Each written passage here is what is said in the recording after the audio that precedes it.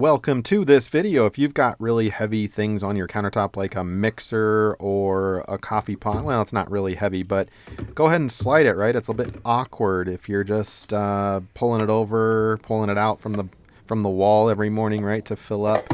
Does it slide smoothly? Go ahead and go to your kitchen right now and check it out. I bet it doesn't. I bet it's a little awkward. So what is the solution?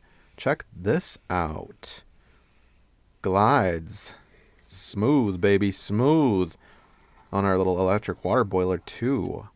Before we get started and showing you how this is done, click that like button if this video is helping you out, and don't forget to share with friends and family. I would appreciate that. Shameless plug there. Sorry, I'm not sorry. So here is what we are doing. We got these little slider pieces, and I bought these online. You can probably buy them at the dollar store. I don't know. But I'll put links in the description below if you indeed want to pick yourself up some. I always put supplies and tools and everything down there, so you can check that out. Installation could not be simpler. You want to find a good place for it to bite. They basically stick on the underside, and I've got 4 of them for this little guy over here. Here's a closer look at what it looks like. You peel off the back, get that in focus for you. There we go. And they're ultra sticky, so you don't have to worry about them, I don't think, falling off. I haven't had that problem at all.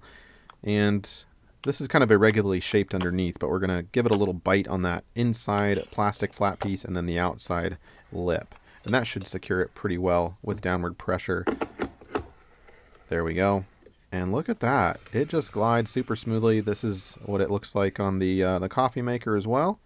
And a final shot here for you. Great idea, gift idea for somebody. Or, boy, it's just a practical thing to make your life a little bit easier. All right, we'll stop the video there. Hopefully this has helped you out. Thanks.